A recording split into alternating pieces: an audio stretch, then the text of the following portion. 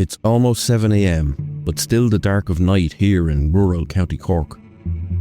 Anne O'Sullivan runs from her home in her dressing gown and shoes. She's trying to get help.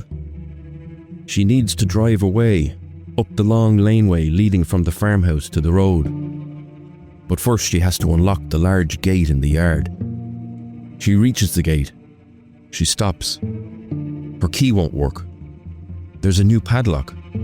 It wasn't there last night. Anne looks up and sees them then. The two men with guns. One is smashing something on the ground. The other is pacing. She doesn't know if they've seen her. She knows she can't go this way.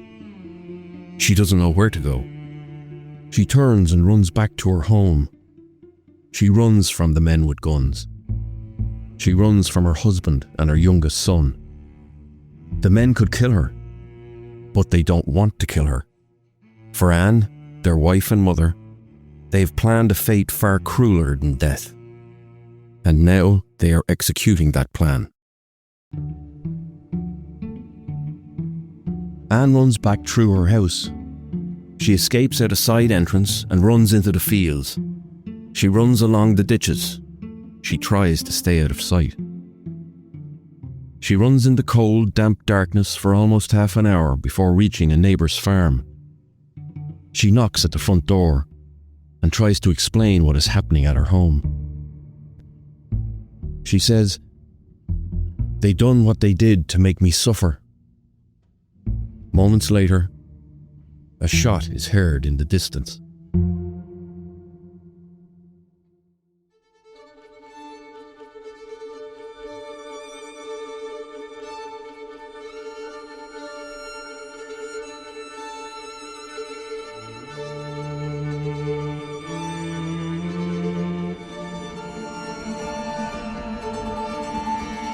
When a person is killed in Ireland, the Gardaí turn to the forensic examiners of the Technical Bureau, and for 25 years I was one of them.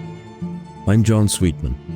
At crime scenes I learned to listen to what the evidence was saying and what the killer was trying to silence. A smudged print, a misplaced everyday object, the smallest detail that revealed the truth. Now, in this GoLoud original podcast, I return to some of Ireland's most compelling cases. This is Lines of Enquiry, a podcast that follows the evidence and reveals the story behind each case. In this episode, we explore the tragic events at an isolated farmhouse in County Cork, where the breakdown of a family led to one of the darkest crimes in recent Irish history. This is Lines of Enquiry, Tragedy at Raheen.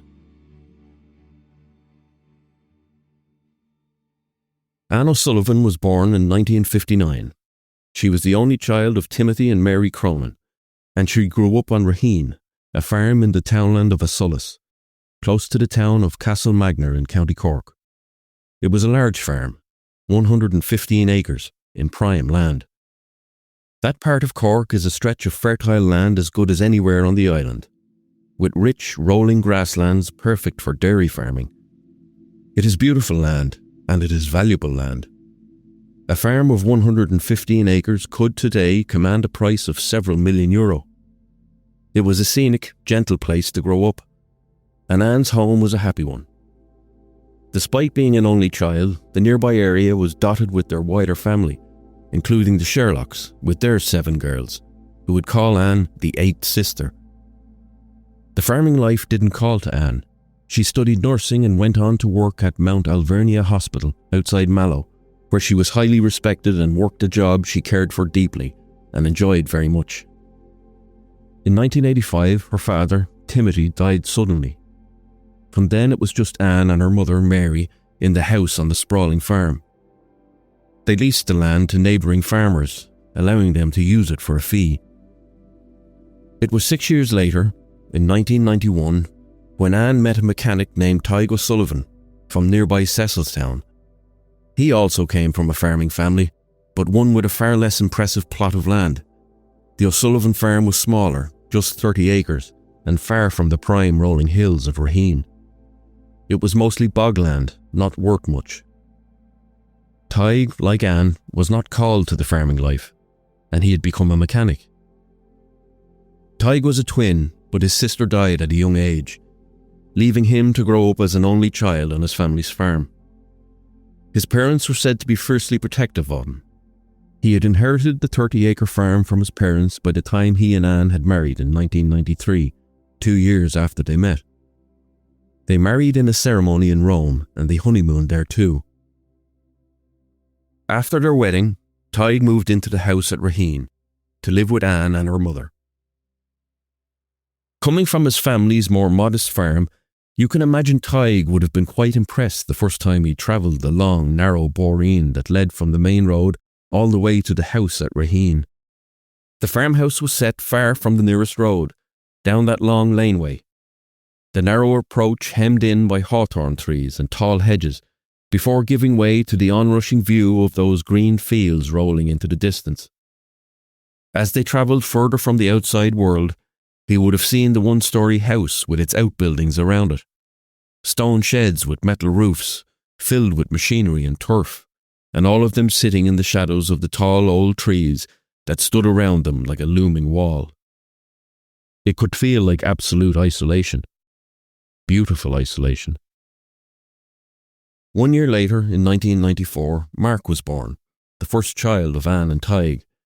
Mark's younger brother, Dermot, followed 3 years later. Anne continued her work as a nurse. Tig carried on his work as a mechanic. He was seen as a quiet, humble man with an excellent knowledge of cars, and a man who loved his wife and children. They were a quiet family. Neither Tig nor Anne drank alcohol. They were good Catholics and had met at a Legion of Mary meeting. Tig was involved in the local GAA, and Anne was a regular at local community events and often got involved in fundraising work around the area. Going off what people would say about Tig many years later, it appears that the public image of him as a good family man held firm, although there would also be later second-hand claims that he was an occasionally abusive father and husband who could be violent with Anne and her sons until his eldest son Mark grew bigger. The boys looked strikingly different for brothers.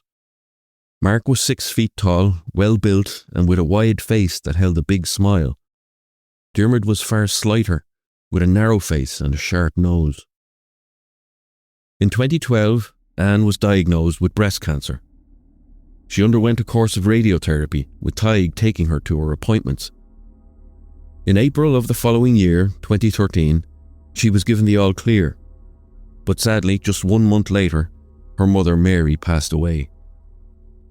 With that, Anne inherited the entire 115-acre family farm.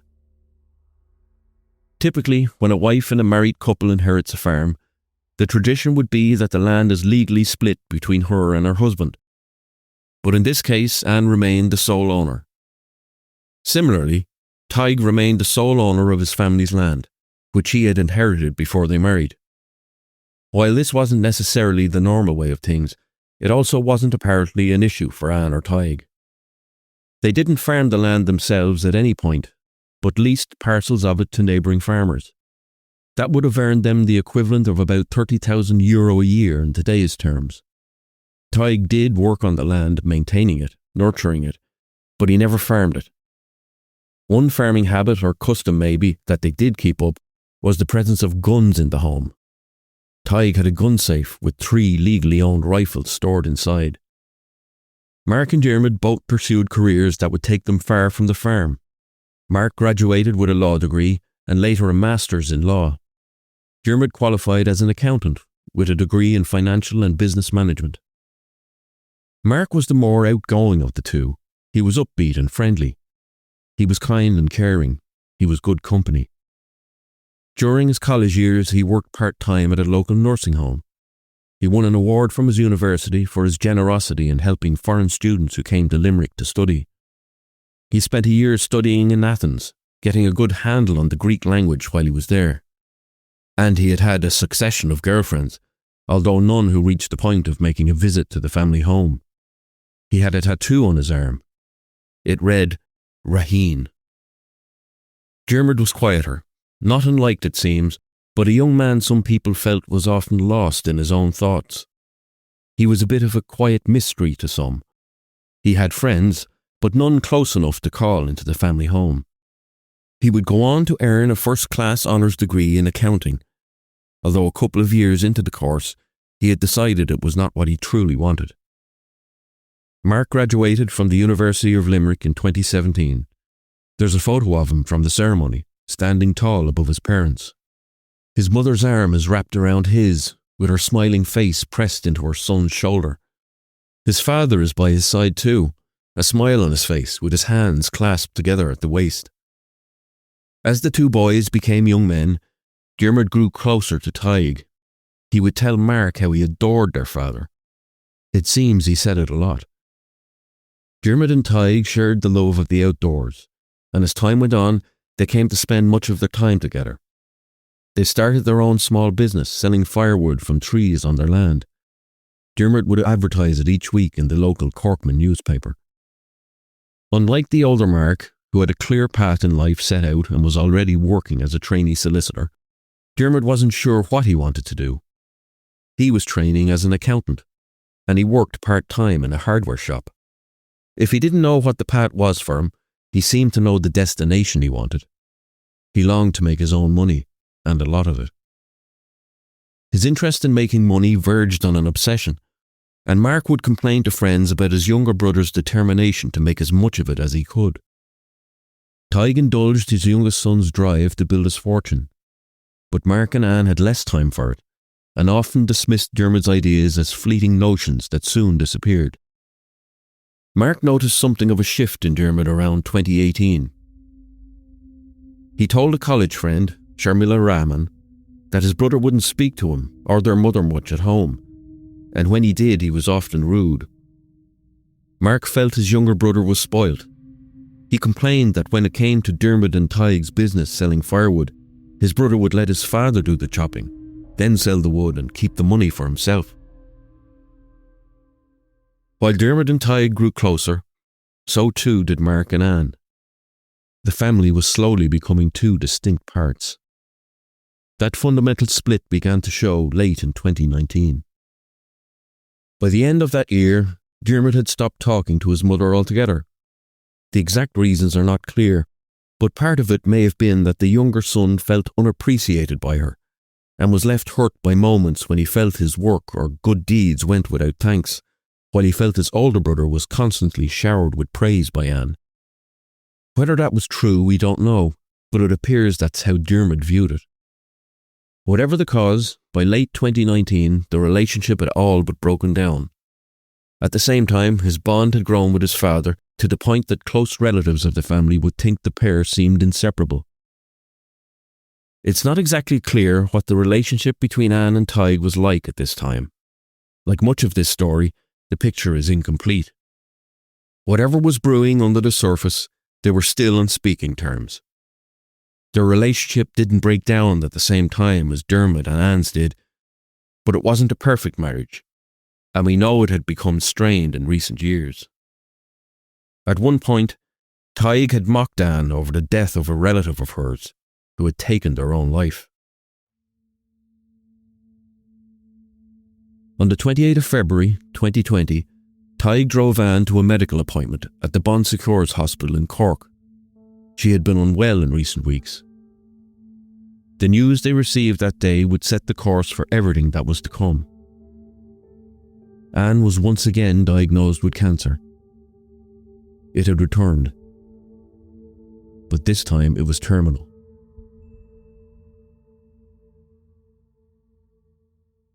Anne and Tig returned home to Raheen that evening, carrying with them the weight of the news that she was dying. She was facing the agony of chemotherapy and surgery, but knowing she would not survive. That night, Tig and Diarmuid left the home to go for a walk. When they returned, everything changed. Tig told his wife, "Get your affairs in order." Anne had not written a will. The land was potentially worth millions. Time was running out.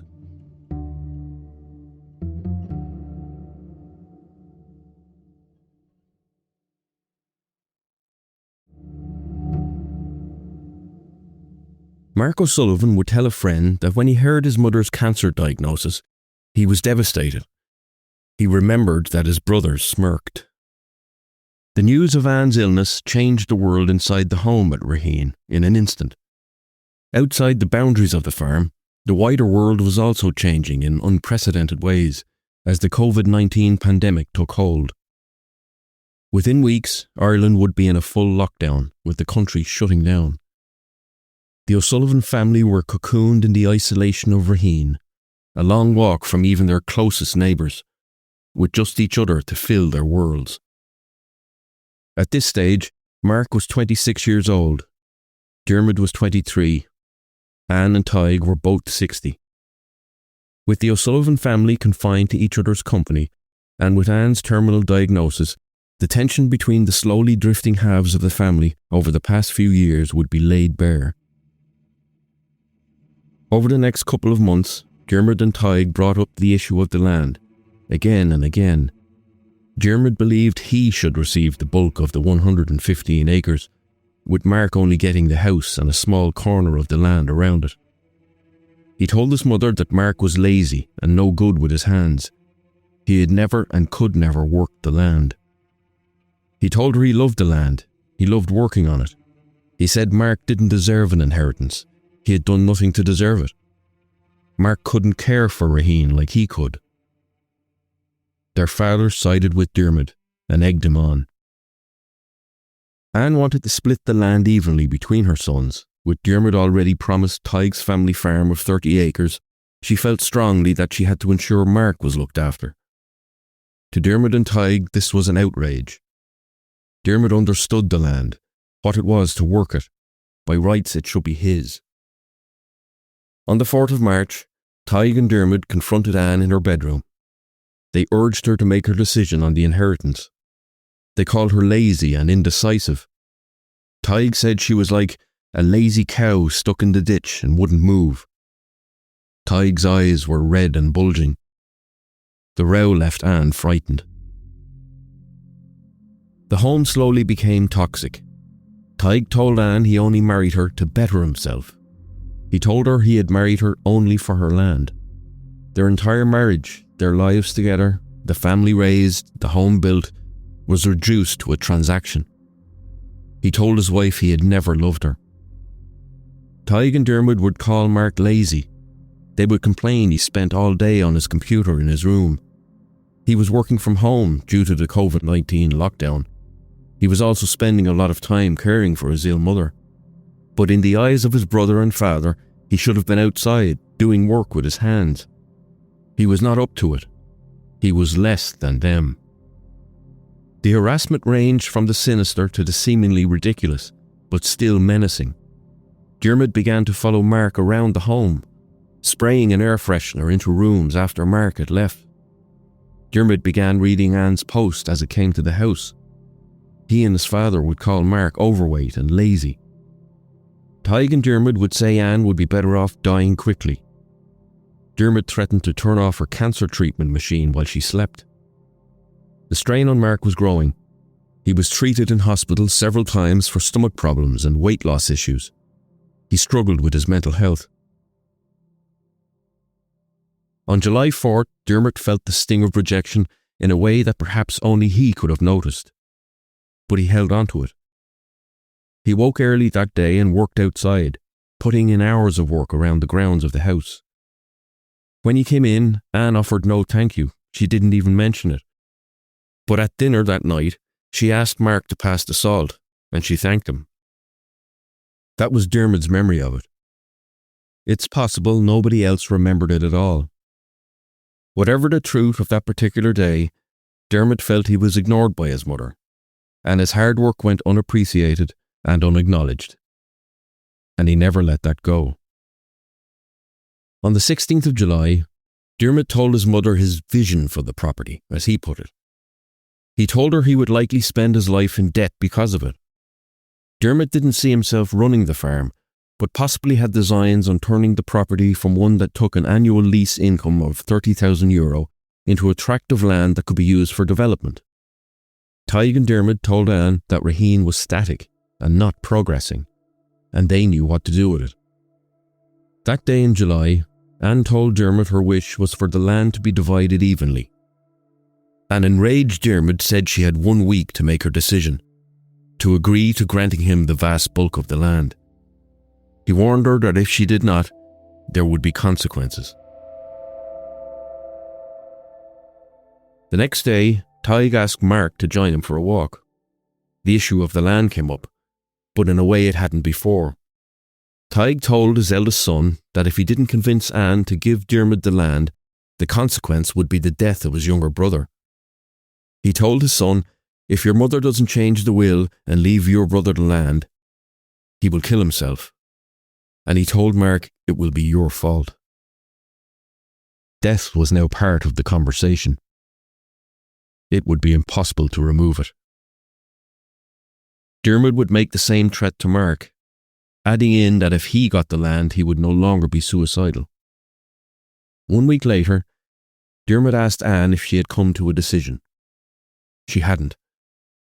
Dermot told her what Tig had told Mark. If he didn't get what he felt was rightly his, then he would take his own life. Tig was angry. He was growing angrier. And that day he supported his son in the things that he was saying he would take his own life. He told Anne, speaking about their child, he will do it. He will do it. Tig encouraged Dermot. He told Mark and Anne that his only son, meaning Dermot, should get what he wanted. Then he went further. He told Anne he would follow their son into debt, at his own hand if it came to it. The conversation finished with them warning Anne that if she did not give in, she would be following 2 coffins to a cemetery and crying crocodile tears. Anne would not bend to the threats. She would not abandon Mark in this, but she knew she had to do something. She went to see her solicitor. He wrote her a letter to explain that in her medical condition, she wasn't fit to write a will.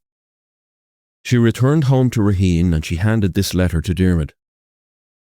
If it was intended to put a pause on the talk around the will, he had no interest in hesitating. That night he and Mark went for a walk, and they were gone from the home for an hour and a half. When they got back, Dermot told Anne that it was settled. Mark had agreed to a split, where he would get the house and a smaller share of the farmland, and his younger brother would take the rest.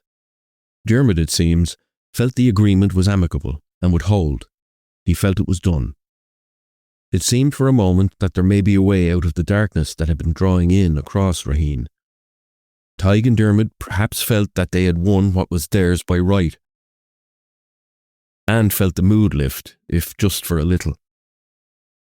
But it would not last. Mark soon admitted to a friend he felt stupid for agreeing to it. He had backed down. He had let them intimidate him. He had surrendered his own free will. Anne asked him if he was happy with the agreement. He had to admit no, he wasn't. He just did it to calm Dermot, to keep the peace. Throughout it all, Mark continued to care for his sick mother. He did her shopping. He cooked for her. He took her to her hospital appointments. Through the fog of anger and fear, he cared for her. In September, Anne went to Dublin for surgery. Mark brought her. He stayed in Dublin while she was in hospital recovering. He felt a release from his fear. For the first time in a long time, he felt human again. He didn't have to worry about his mother being attacked if he left her side for a moment, even to go to the bathroom. On September 17th, Anne O'Sullivan wrote her will. She had made her decision. She didn't tell Tig or Dermot. She didn't discuss anything about it. She kept the document in her handbag, close to her at all times. When she went for medical appointments in Dublin, Mark would hide it in his car, disguised in among books and loose papers. But there was no way to keep it hidden forever. On the 9th of October, 2020, Tig visited his own solicitor to write his will. When he got home, he talked to Anne about it. He then asked her about her own will. Had she drawn it up yet, he wanted to know. She had, she said. What was in it, he wanted to know. She had tweaked it slightly, she said. It was not what he had wanted, not what Dermot had wanted. It was not what they had expected. It was not the deal Mark had agreed to, with Dermot taking the majority of the land. She would split the land evenly between her sons, as she always intended. Dermot flew into a rage. He felt betrayed. He thought he and Mark had settled it with their agreement. He called his brother a rat and a snake. The argument went on for 3 hours. In those hours, the O'Sullivan family would pass the point of no return. Dermot laid out a new, darker vision for their home. He told his brother and mother that he would leave a trail of destruction, and no light would ever shine in Raheen again. Looking back at that fateful night, Anne would remember how Mark didn't engage with this. He stepped away from it and remained distant from it all. She would look back much later and realise her older son understood what was happening. Mark could see something she couldn't. Despite seeming calm in the heat of the argument, by this point Mark was living the deepest kind of fear. Each day in his home he felt the threat stalking him, in every room, around every corner. Earlier that day, before the argument, he had told a close friend, Clara Lucy, that he was afraid to be alone with Tig or Dermot. Then the following day, on October 10th, after hearing Dermot's promise of a trail of destruction, Mark told Clara he feared his father and brother would murder him and make it look like a suicide. He asked her to make sure that if he was to die, she would go to the Gardaí and show them his messages, to let them know he had not taken his own life. Clara told Mark to leave Raheen, to go somewhere safe. Mark wasn't sleeping much. On some nights, as the menace at Raheen grew and darkened, he lay at the foot of his mother's bed throughout the night. Anne told him to go to his own bed, but he wouldn't leave. He lay there for hours in the dark, listening to the sounds of the house at night, terrified in his childhood home. He knew he should run. He wanted to run. But he stayed, to protect his mother. It was around this point that Mark wrote a letter. To nobody in particular, it seems, maybe just to record what was happening. He wrote, "I feel like a caged animal that has been consistently prodded by abusive captors. I no longer feel safe at home. My own safety and my mother's is in danger. Raheen has always been my home, and it causes me much distress that it is no longer a safe haven. There are 2 of them, and they are becoming more and more desperate, and I fear they will get physical.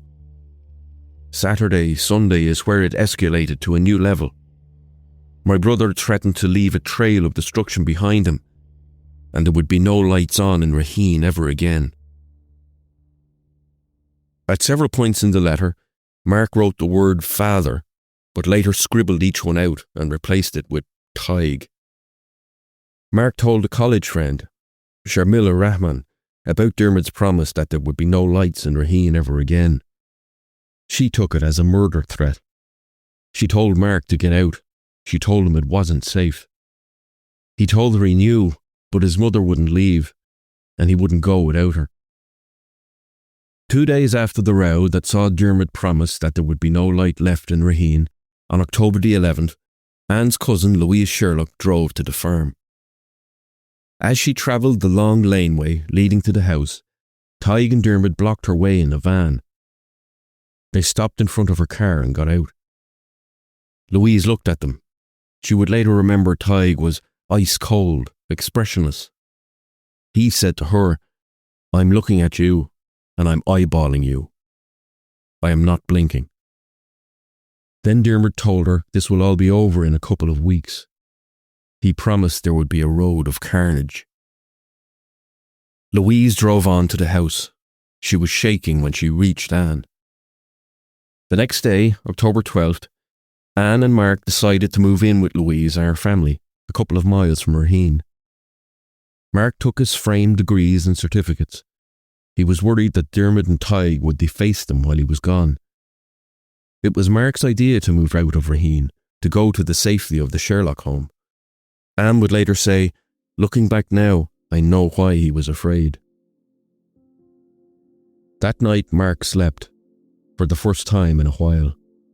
He slept knowing that they were safe away from home. The following day, Louise Sherlock went to the Garda station in nearby Kanturk Anne had never considered reporting the threats to the police, but her cousin felt someone had to. She walked into the station and asked for advice. She didn't specify which family she was talking about, but she told Gardaí about her encounter on the laneway with Dermot and Tig, and about the promise of carnage to come. The Gardaí told her that the people being threatened could contact a solicitor to seek a barring order. They told her that without a specific complaint they could not go any further. The guard on duty told Louise that the people being threatened should come to the station themselves to make a statement. If they did, then the Gardaí could take more action. But Anne decided not to go. The guard on duty gave Louise the number for the Garda station and told her to make sure that the people she was talking about had a copy of their air code in case they needed to call for help. Garda Síochána would later conduct an internal review into how this incident was handled, and also of their own policies around handling third-party reports of intimidation, in particular, cases where firearms were accessible. While staying with the Sherlocks, Anne contacted her solicitor for advice. He told her to text her husband to see if she could find a peaceful resolution, but Tig never responded. After this, Anne's solicitor sent letters to Tig and Dermot, demanding that they cease their campaign of intimidation, and warning that if they didn't, he would seek barring orders, getting Gardaí to remove them from the home if needed. Tig replied. He wrote through his solicitor, saying that whatever differences they had with Anne, he was sure they could resolve them. They were clear. Anne and Mark should come home. Anne read that letter on Friday, October 23rd. She took it as a chance to make peace. Anne wanted to go home. That same day, Tig and Dermot wrote 2 other letters, one each.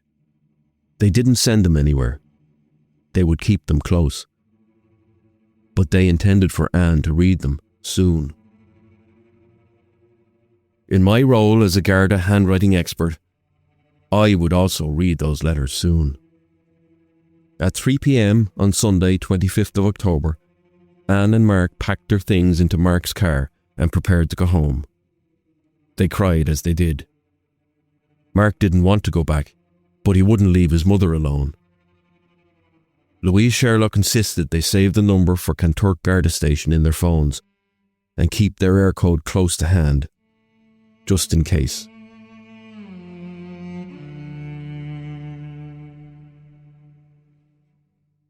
What went through their minds driving that long laneway up to the farmhouse at Raheen? On that Sunday afternoon in October, as they approached the home they had fled in fear, what were they thinking? What could anyone think? Anne wanted to go home. Mark did not. Mark couldn't sleep at Raheen. He was afraid to leave his mother alone in their home. Anne thought there was a chance for peace, for calm. Anne would not change her will. She wouldn't change her mind. She would not, it seems, abandon her son Mark after death, leaving him with less than his brother. And Mark in turn would not abandon his mother. Not when he feared his brother and father might murder him, not even in those recent days when his friends and relatives had pleaded with him to run from that place. It seems that neither mother nor son would abandon the other, and that loyalty led them both to that narrow road, returning to Raheen that Sunday afternoon. Mark parked the car outside the house. He took some bags of food shopping from the boot, supplies picked up from the local Lidl on the way home. Anne went to the door of the house. It was unlocked. She went in. The television was on, but nobody was home. Anne sat on the couch, and 10 minutes later, Dermot and Tig came in. They went to wash their hands. Then Dermot approached his mother. He told her, "I will say hello and ask, 'How are you?' But that is as far as it goes." He told Anne he'd been getting calls asking if there was trouble in the home. Tig stepped in and told Dermot to stop. He had said enough. Anne felt the coldness from them. She felt the tension there, just as it had been for so long. Anne and Mark moved to a separate room of the house, where they lit the stove and watched television. That day was the first of winter. The clocks had gone back the night before. Darkness came an hour earlier, drawing in around 5 p.m. Just after 6 o'clock, Tig and Dermot left the home. Anne and Mark didn't know where they had gone. Mark ate some dinner and said goodnight to his mother. He told her he loved her, and she told him she loved him too. Anne fell asleep watching the TV and woke up around 8 o'clock. She turned the television off and went to bed. At some point, she took the wireless landline phone and placed it in its cradle in the parlour. Dermot and Tig were still not home. During the night, she woke and went to the toilet. She passed Dermot asleep on the couch in the kitchen where he had been sleeping recently. The TV in the kitchen was on. Anne turned it off. She didn't know if Dermot was awake. If he was, he didn't let her know. Anne went back to bed. In just a few hours, darkness would fall on Raheen.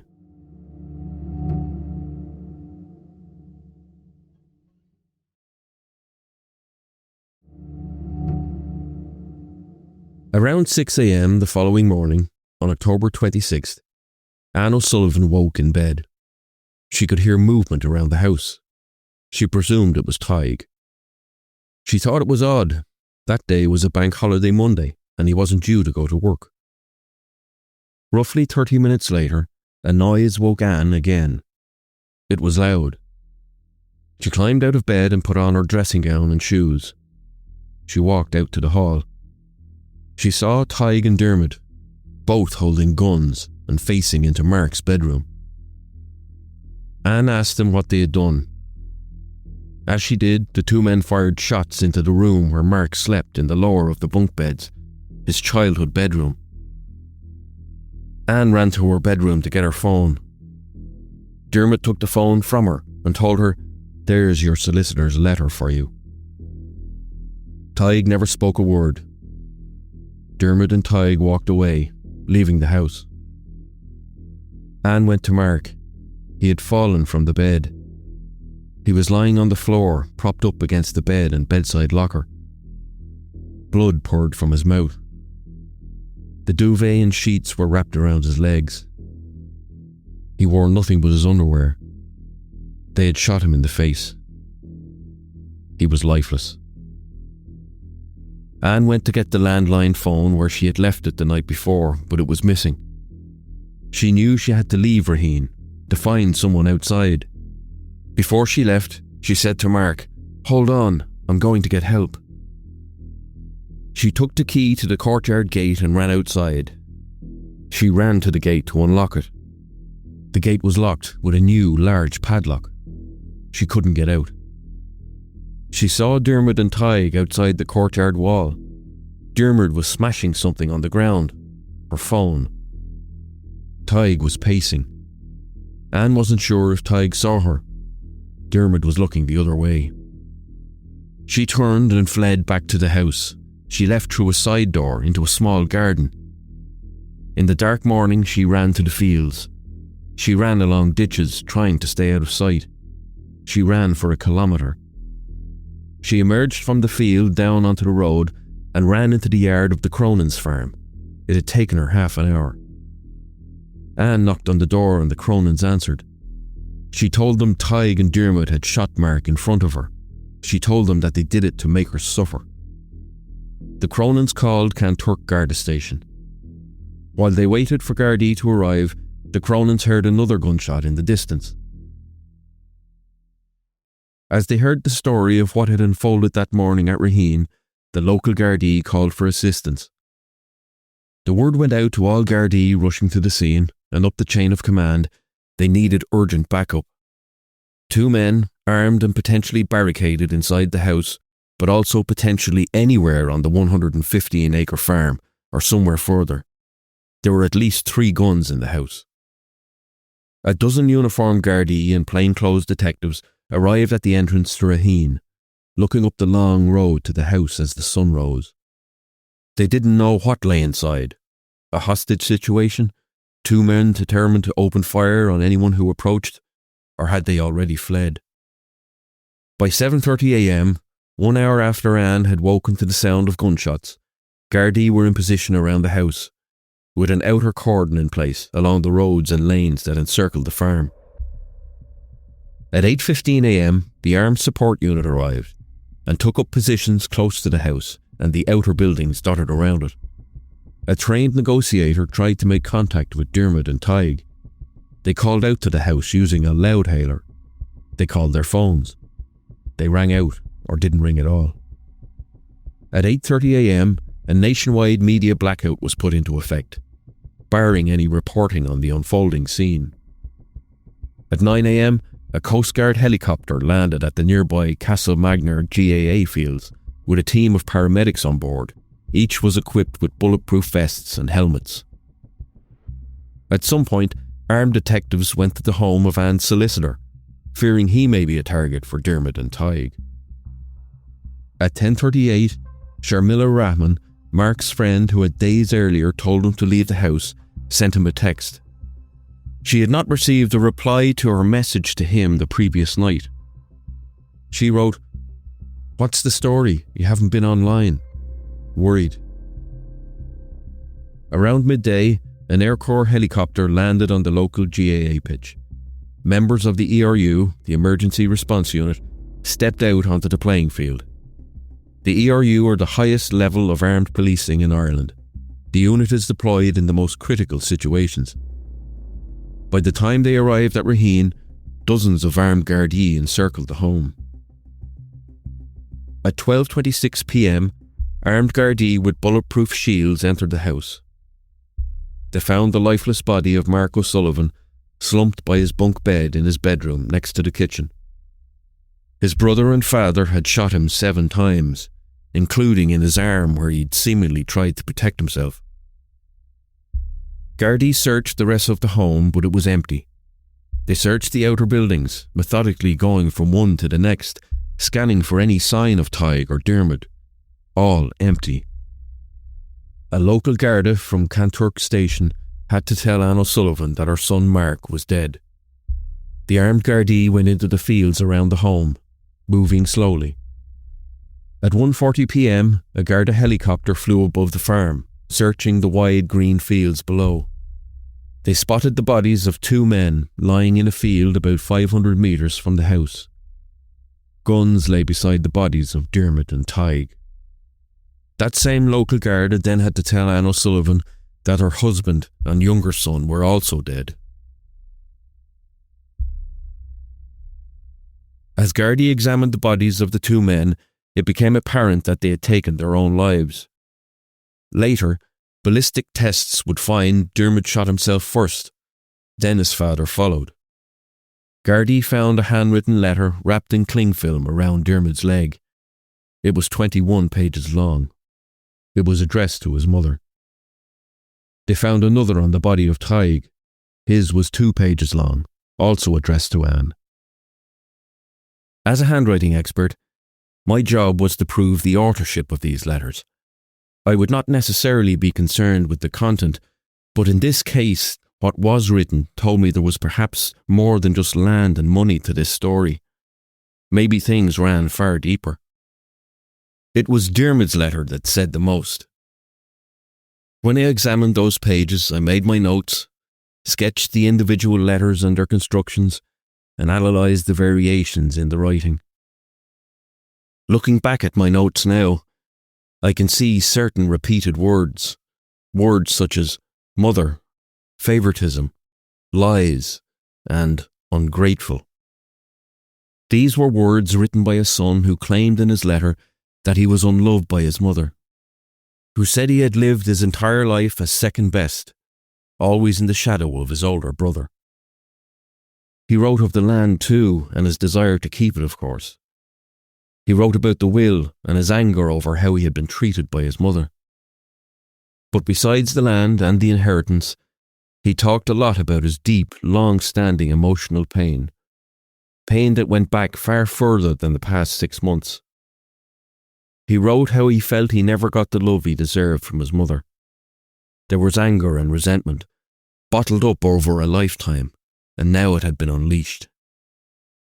It was clear he wrote the letter to hurt his mother. He told Anne she had driven him to do what he did. He detailed specific moments in his life when he felt humiliated or verbally abused. He wrote about incidents that ranged from the few weeks before the deaths right back to his time in junior infants. There were 21 pages. There was a lot to unpack. But they were not the disordered ramblings of a man who has lost his grip on reality. I've seen letters like that, and this wasn't one of them. He clearly had his own views of several key moments in the story of Raheen. They were views that didn't match up with those of Mark or Anne. How much of what is in that letter was true or fair, nobody will ever know. Those words were written by a man who would 3 days later kill his own brother and take his own life, alongside his father. He wanted the letter to be read, and surely wrote the story he wanted people to hear. Where the truth lay in those pages, if anywhere, we will never know. If we can believe any of it, we can believe Dermot was a young man with deep resentments. He admits he saw himself as the black sheep of the family. He told his mother she hated to see him smile. He listed time after time that he remembered she failed to give him thanks or any kind of praise. Dermot signed his letter, "The son you never appreciated." This was maybe not just about land, not just about money. The road to that terrible morning started far further back. Tig wrote in his letter that he wished for him and Dermot to be buried together. Died together, buried together, together forever, he wrote. In a search of the home, Gardaí found a 2-page letter from Mark. It was undated and unsigned, but I was able to establish that he had written it. He had written it in October, as the family entered their final trajectory. It laid out his fears inside the home, and how that had grown over recent months. Were it not for that letter and his messages to friends, the story of Raheen would likely have remained a total mystery.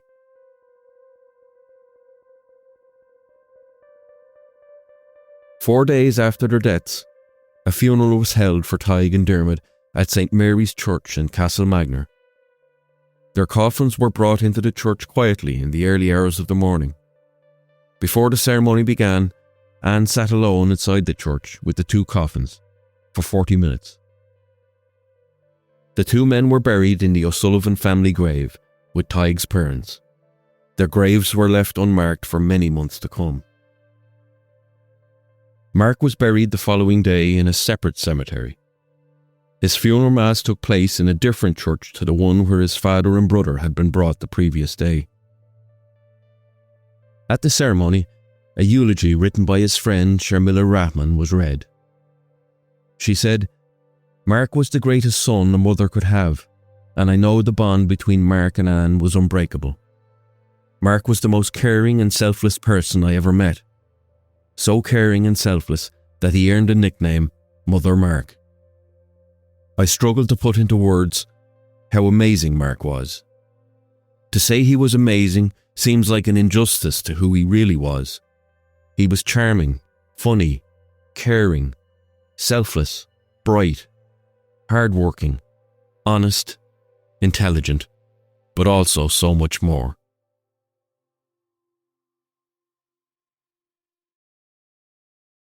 Anne O'Sullivan died just 6 months later, in April of 2021. She had never returned to the home at Raheen. She never read those letters written by Dermot or Tig. An inquest into the deaths was conducted in 2021. It revealed much of the story and much of what we have told you in this episode, but it could never fully explain what happened at Raheen. This case was one played out inside a family, inside a home, with only minor flashes shown to the outside world. There is much more we will never know, and much nobody can ever understand. Some things, often the most tragic things, are inexplicable.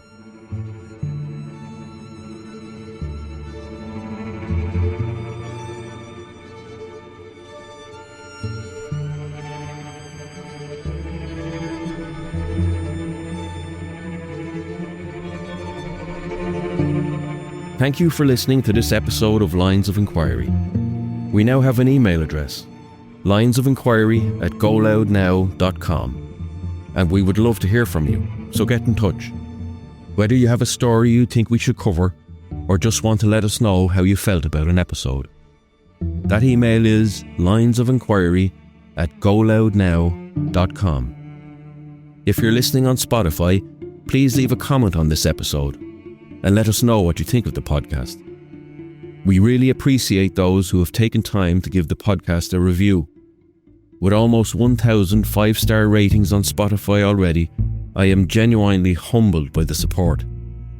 Thank you. Your support helps us to tell these stories.